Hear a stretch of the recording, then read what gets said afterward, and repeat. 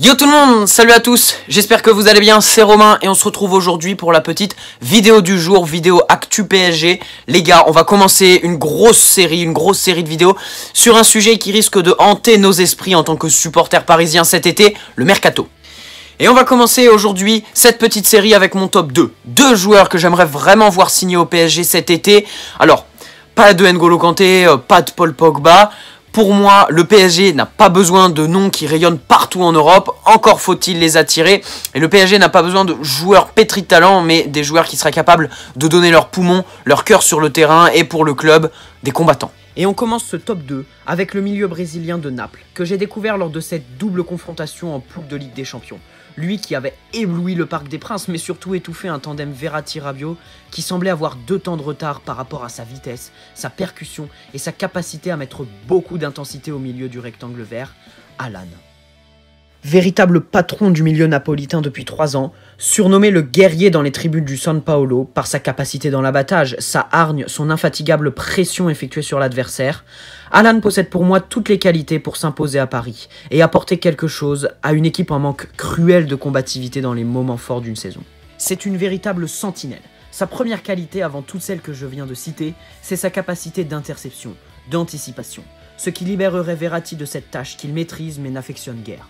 Marquinhos pourrait reculer d'un cran et ainsi retrouver sa place au sein de la défense parisienne, là où il excelle. Alan se positionnerait donc devant la ligne défensive, en véritable récupérateur, épaulé par un Verratti et un Draxler en rôle de relayeur. Un très bon trio pour moi. En termes financiers, s'offrir les services de l'international brésilien coûterait près de 80 millions d'euros.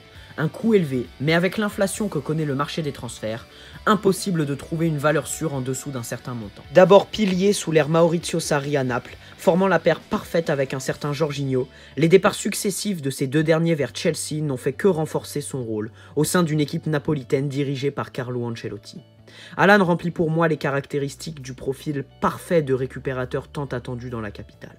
C'est un véritable combattant, un leader dans le jeu, un mort de faim jusqu'au bout, un homme capable d'étouffer, d'éteindre un milieu de terrain, capable d'intercepter, de récupérer et d'installer une intensité dans un 11 parisien que l'on connaît aussi pour sa capacité à plonger dans de faux rythmes, qui conduisent parfois à la perte de contrôle. La déroute face à Manchester en est le parfait exemple. Une venue à Paris lui permettrait d'étoffer son palmarès, limité à une Coupe du Brésil et un Mondial U20 avec des titres nationaux quasi garantis au PSG en début de saison. Par exemple, un championnat que Paris a gagné 5 fois sur les 6 dernières années. Une possibilité financière qui influencera aussi sur son choix. Paris serait capable de lui offrir un salaire conséquent que Naples ne pourrait pas assumer. La garantie de jouer la Ligue des Champions est un défi alléchant. Nous faire rêver dans la plus prestigieuse des compétitions européennes. Mon deuxième coup de cœur, tout le monde le connaît. Véritable monument du football actuel et incarnation parfaite de la défense moderne, il est détesté et détestable. Mais tu ne peux que t'incliner devant son palmarès gigantesque que peu de joueurs possèdent. Il a gagné 4 Ligues des Champions, remporté une Coupe du Monde en 2010. Capitaine de la Maison Blanche et de la Roya, Sergio Ramos. Certes, il n'a plus rien à prouver.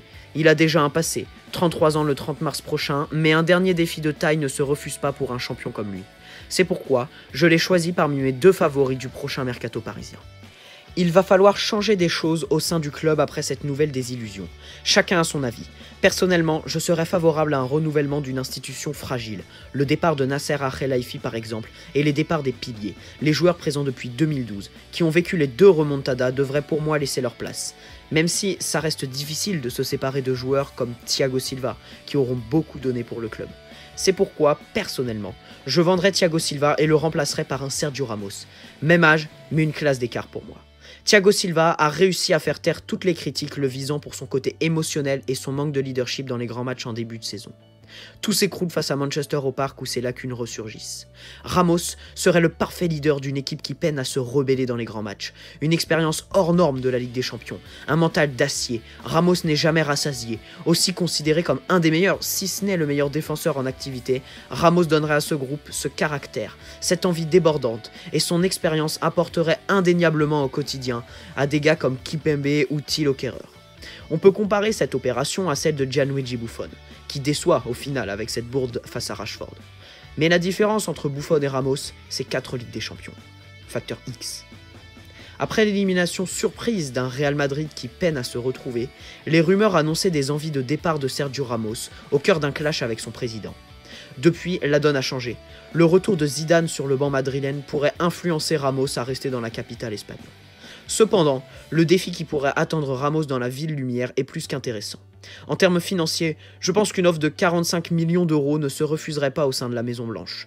Du côté parisien, après avoir misé 37 millions sur Thilo Kehrer ou 49 millions sur David Luiz, et après la libération de la menace fair play financier, signer un chèque avoisinant les 40 millions pour Sergio Ramos ne serait pas un problème.